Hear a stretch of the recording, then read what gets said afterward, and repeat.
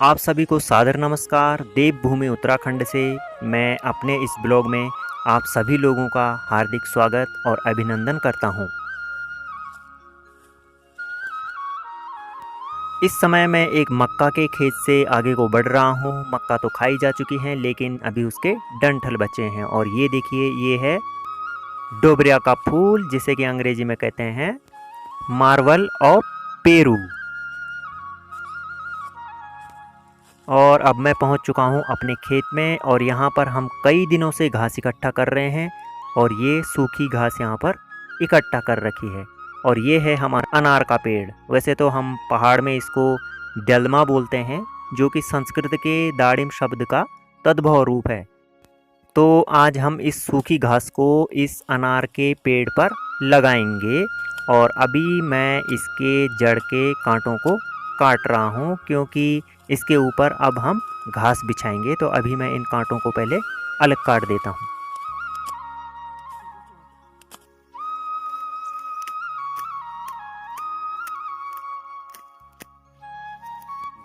इन कांटों को काट करके अब इसी पेड़ की जड़ में रखेंगे, क्योंकि जब यहाँ पर घास को लगाया जाता है तो सर यहाँ पर चूहे अटैक करते हैं। और यदि यहाँ पर कांटे रहेंगे तो चूहे फिर आसानी से यहाँ पर अपना घर नहीं बना पाते हैं और घास को हम सुरक्षित रख पाते हैं।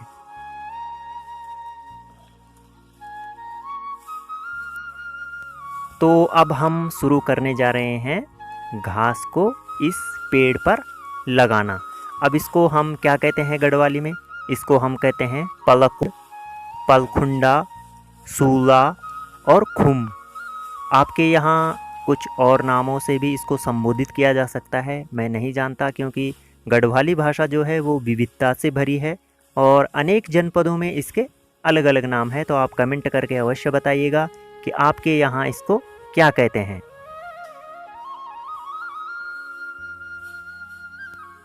मैं पिताजी के पास घास की पूली थमा रहा हूँ, और पिताजी अब इस दाड़िम के पेड़ के नीचे से इसको लगाना शुरू कर रहे हैं।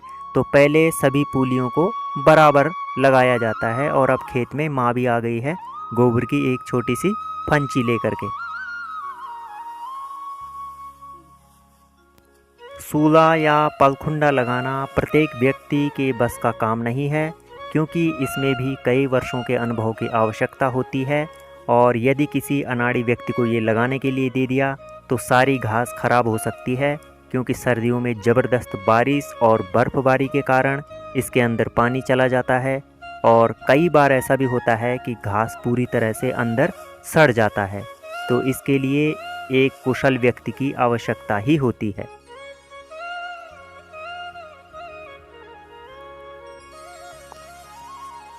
यह एक ऐसा कार्य है कि इस कार्य को करने के लिए कम से कम 2 व्यक्तियों की आवश्यकता पड़ती ही है, क्योंकि एक व्यक्ति पेड़ में रहता है या फिर जो एक डंडा रहता है सूखा सा, उस पर चढ़ के आदमी इस कार्य को करता है, और जो दूसरा व्यक्ति रहता है वो उसके पास पूली थमाता है।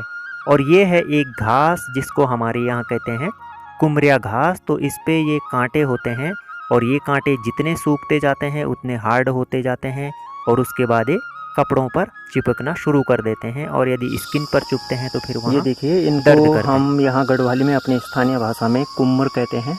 और ये कपड़ों पर एकदम से चिपक जाते हैं, और इनके नुकीले कांटे होते हैं। ये वाले जो सिरा होता है इसका, ये काफ़ी नुकीला होता है, और कपड़ों पर ये बुरी तरह से चिपक जाते हैं।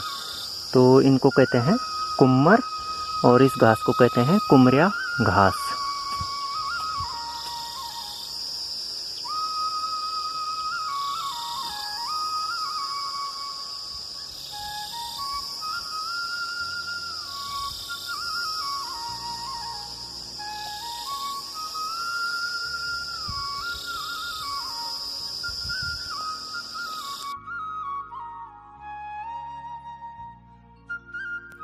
इस खुम या सूले को हम ज़मीन से ही लगा रहे हैं, और माँ अभी यहीं खेत के एक किनारे पर ज़मीन में है, और ज़मीन से ही माँ ऊपर को लगा रही है। लेकिन कई बार ऐसे भी होता है कि ऊपर पेड़ में चढ़ करके ये सब लगाना पड़ता है, और वो काफ़ी कठिन काम होता है।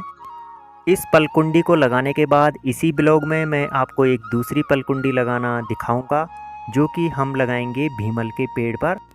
तो मैं आपको वहाँ भी ले चलूँगा, लेकिन फ़िलहाल यहाँ पर कार्य प्रगति पर है। और जब पुलियों को इस प्रकार से रखा जाता है तो इन पुलियों को अब बांधा जाने लगा है, ताकि इनकी पकड़ मजबूत रहें और ये इस पूरे एकत्रित किए गए गट्ठे से अलग ना छिटक पाएँ। तो इसलिए माँ इसको घात से ही बांध रही है।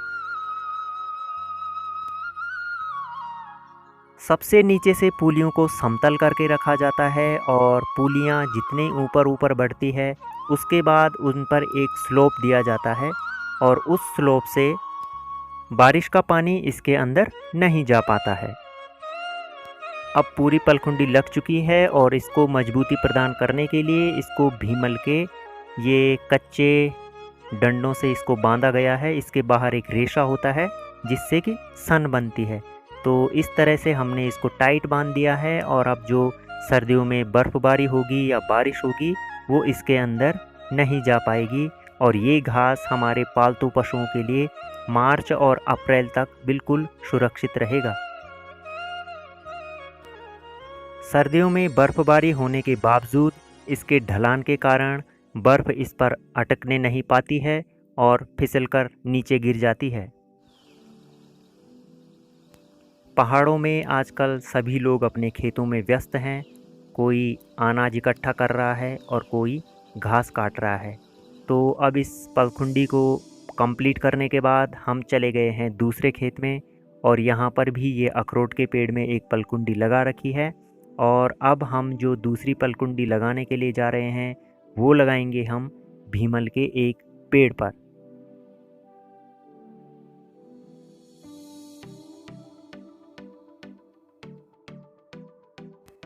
दूसरी पलकुंडी के लिए ये वाली घास अभी हरी है और सबसे नीचे से हमने सूखी घास रखी है। और अब इसको सबसे ऊपर से रखा जाएगा, क्योंकि अगर ये ऊपर से रहेगी तो ये जल्दी से सूख जाएगी और ये ख़राब नहीं होने पाएगी। पेड़ों में इस तरह से घास को सुरक्षित लगाने के लिए काफ़ी मशक्क़त करनी पड़ती है, और यह काफ़ी थकाने वाला और रिस्की काम भी होता है, क्योंकि कई पेड़ ऐसे भी होते हैं कि उनकी ऊंचाई बहुत अधिक होती है। पिताजी इस समय भीमल के पेड़ में गए हैं, जिसको हम अपनी यहाँ गढ़वाली में कहते हैं भ्यूंग। अब ये काम तो हो चुका है कंप्लीट, तो मीठा तो यहाँ है नहीं, तो चलिए कुछ खट्टा ही हो जाए। और खट्टे के लिए हमारे पास हैं, जिसको हमारे गढ़वाली में कहते हैं तूंगा।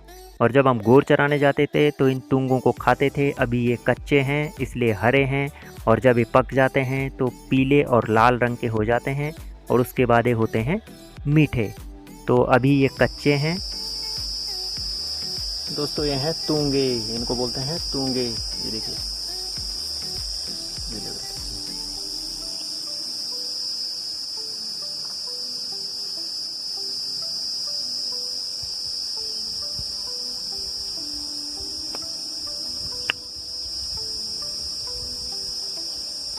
अभी ये कच्चे हैं तो इससे ये खट्टे हो रखे हैं।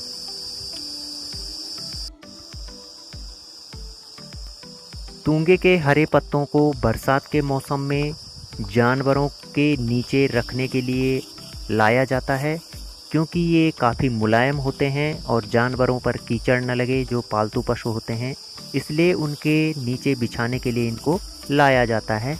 और ये पानी को सोखने का काम करते हैं ये पत्ते।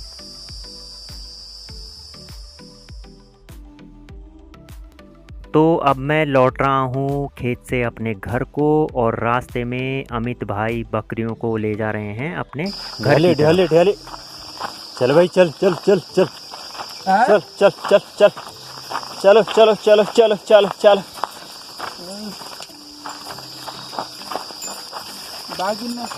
चलो चलो चलो चलो चलो चलो चलो भाई। बकरी तो बढ़िया है भैया, बकरी में बढ़िया फायदा है। मनोज कुमार जी, बकरा उकरा लियो लगे अब 2-4 के कर है क्या करन तबे के बकरा ही चरान पड़ल अब। हां कुछ न कुछ तो करनी पड़ल। बढ़िया है बकरूम भाई। हां है डैडी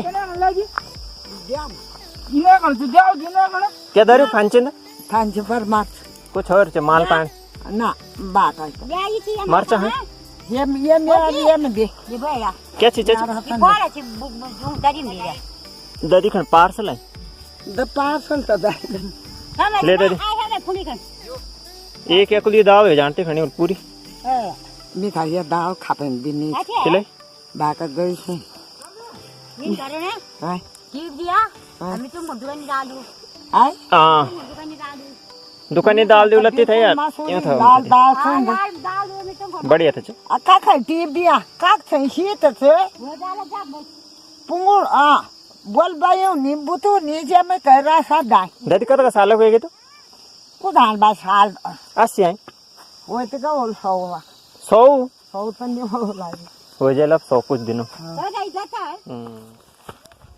जिमी कहाँ जा रहा है कहाँ जा रहा है तू कहाँ से आ रहे हो कहाँ बताने से हैं हाँ हाँ जिम्मी जिम्मी चल चलो जी चलो चलो चलो चलो चलो चलो क्या देख रहे हो चल क्या छे देखो पे थे अग्नि पिछने जा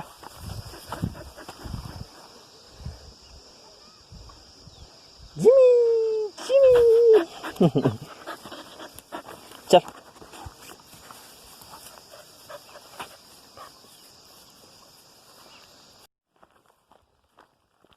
तो दोस्तों कुछ ही देर में मैं आप घर पहुंचने वाला हूं। ये ब्लॉग आपको कैसा लगा ज़रूर बताइएगा, और यदि आप चैनल पर नए हैं तो पहाड़ की संस्कृति को समझने और देखने के लिए चैनल को ज़रूर सब्सक्राइब कीजिएगा। बहुत बहुत धन्यवाद।